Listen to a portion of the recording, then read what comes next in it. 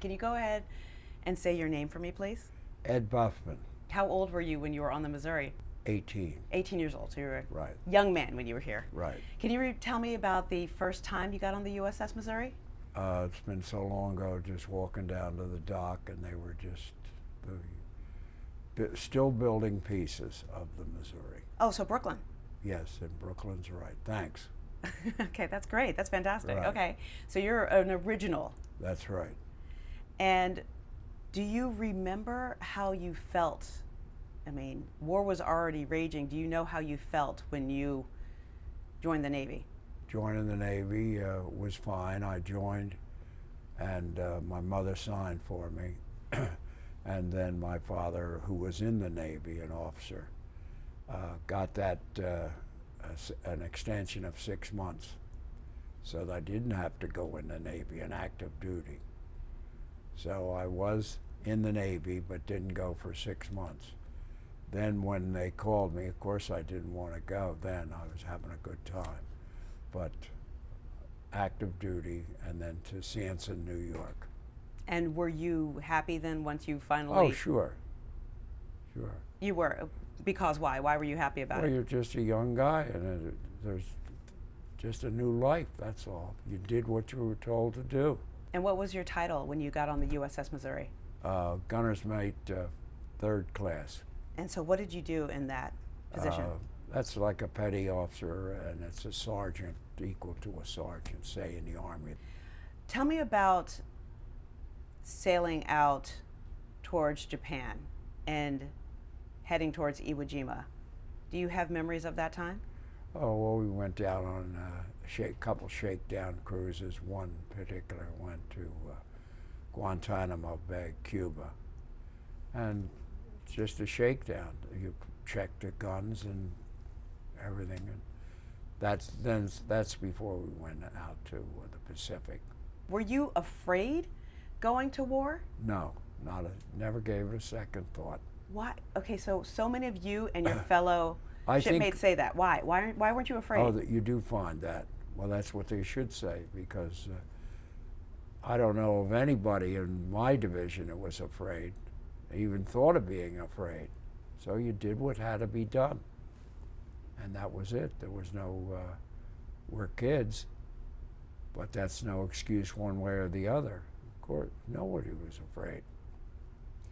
What about I'm thinking about Gunner. I'm thinking about what you must have heard. What was it like in the midst of battle, like the physical feeling?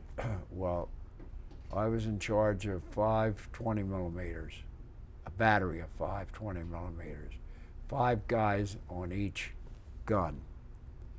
So when they sounded AA in the battery, it doesn't mean it was general quarters, but it means get to your guns in the AA battery. We first went up there, to give you how kids are. You were talking about fear. They told us put makeup on. Well, the makeup on was to stop the flashes of the 20 millimeters. Didn't have the flash, but they were underneath 5-inch guns. So when the 5-inch guns fire, you see the flames come out of those. So that was to protect you if that happened, or a fire. And then you had a helmet, a steel helmet, and you had a life preserver. So you had to put all those things on to get on a 20 millimeters with 2 5-inch next to you. That lasted about 1 week, and the first thing came off within a couple days, the makeup. Second thing is the life jackets thrown in the corner for them to lay on. The helmets, instead of steel helmets, these guys, you got a picture now of these guys, what they do, and I'm in charge of these guys. This helmet's heavy, so they take the helmet off and just wear the inside of the helmet, which is nothing but plastic.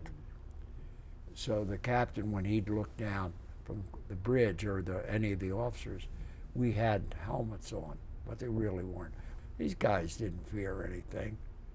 Further on into the war, or after to jump with the same group of 25 guys, I'd say, Condition 1, they're in condition 1.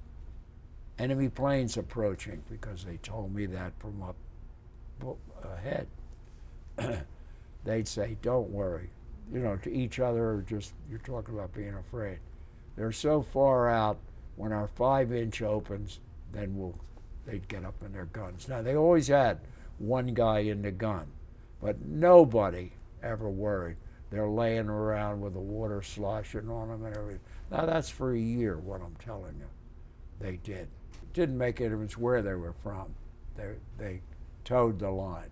If they didn't tow the line, you know, the other guys would make them toe the line, you know. So it's just a generation where they were great, you know. And I heard it, I just couldn't put it together, but I see now what they're really talking about, the way we think. Maybe it's crazy sometimes, but we're nothing like most. I'm not saying all, a lot of the kids today. When I say kids, they consider themselves still kids at 21, 22. Holy cripes, you know. I think we lived half a life. How did you find out the Japanese were going to surrender? So when they did surrender was August the 15th, not the September 2nd, that's the signing, the 15th. So as soon as that happened, Captain Callahan, right here on the ship, said, we've got to get a landing force. So out of all the ships that were there, it was the 3rd Fleet. They picked sailors. So that's when we first heard of the surrender. They went and landed on the Japanese mainland. So this is all before the official signing. I volunteered to go in and land on Japan. So that's a big thing in my life. Tell me about that, though. Tell me what that experience was like for you. Well, being a gunner's mate, we did blow up ammunition, go up into the caves and whatnot. And that was a big thing. So they took these sailors off the ships and trained them on another aircraft carrier. I remember that. They didn't go with our 6 guys, but they were all just sailors. They didn't know how to shoot rifles or just from boot camp.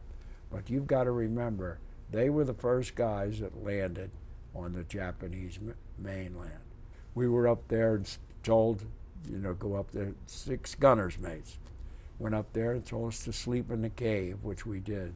If anybody comes up that valley and they have a white band on, Japanese, a white band, don't shoot them. If they don't have any band, shoot them.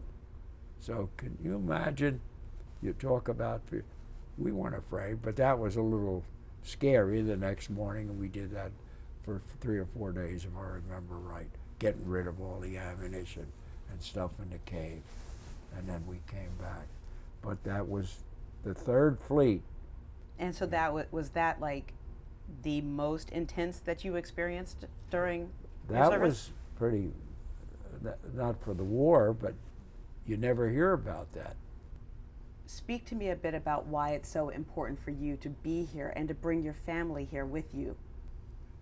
Well, really, bottom line is just to see what we went through, just to picture that. For me to come back, I've been here, I guess, 10 times, you know. And I always get that feeling, you know, and it's a great feeling to see the ship here, you know, and it was home. The kamikaze attack on the USS Missouri, did you see anything that happened? Yes. Tell me about it. Okay, I was on the port side, and the kamikaze came in on the starboard side. Came in low, and on our side and all around is flak, coming not just at this plane, but other planes too. Kamikaze plane came in and hit, and when it hit, his 30, I think it was a 30 caliber machine gun, stuck at our 40 millimeter barrel. And the pilot was cut right in half and all sprawled all over the deck. So we saw the flames from there and whatnot. But with the 25 guys, I took my phones off because I was there controlling that whole group. Gave it to another gunner's mate because my guys were worried with the smoke. The ship shook, and it was just tremendous. I cut through the center of the ship, which is closed now, cut through there, and I looked down, and I saw this mess there, and they were fighting it. There was smoke and flames. It was just terrible. And because we were worried about the ship going under. So I walked back. So my 25 guys, believe it or not, I remember like it was yesterday, all looked at me and said, "Buffman, what's it like over there? What happened?" I said, "We got hit, but everything's fine. Don't worry, they've got it out, you know." And people say, "Well, why do you think like that?" I thought like that. Got 25 guys. I'm not going to scare them. I'm going to tell them everything's okay, you know. But Did you feel that everything was okay? I knew it wasn't. Oh, I knew it was. I was really concerned with all that smoke. No, I didn't feel it. I just had to tell them, don't worry about it. We're getting attacked at the same time. And we were attacked at the same time. And splinters from one of the planes that Bernard was shooting at, one of my guys came right down and slid right across the deck right next to me where I was standing. If that'd been a bomb, we wouldn't be here today, that's for sure. When he hit, everything caught fire. The wing came forward, then you had a burial at sea the next day, which it wasn't anything that registered with anybody on the ship except the captain, which was great. So today, it was a fine thing to do, to have the burial at sea the next day. And did you see that pilot? Yeah. The half of his body. You saw Oh, that. yeah. Were you traumatized by that at the time? Well, I was worried about getting back and telling them how good everything was. You know, that our fire control is going to get it out. No, I wasn't traumatized. I just looked down there between the where I cut across, and it's right there. I'm just looking at it. Tell me about when you found out that the Japanese were going to surrender, that the emperor had spoken and the Japanese were going to surrender. How did you find out? We were at battle station, and the captain, Callahan, came on and said the war's over. Okay, Right. so you are the first to hear this with the headphones on. Right. What was your response? Okay, I had such a great feeling there, a thrill. And, you know, most of these guys, you know, they don't want to be staying on the Missouri. They want to go home. And I just said, guys, the war's over. You're going home. And I do remember saying that. So it went to 25 guys, you know. And could you see them when they heard this? No, they're still strapped to their guns, but I know they were thrilled to death, you know. Yeah. How it must have felt for you, I'm assuming, to be the one to Announce it. to share that good news. Right. What was that like? Right. That's exactly, before the captain even said it, I got it over the phones from up there. That's exactly right. Then, of course, the ship was announced, but they were the first.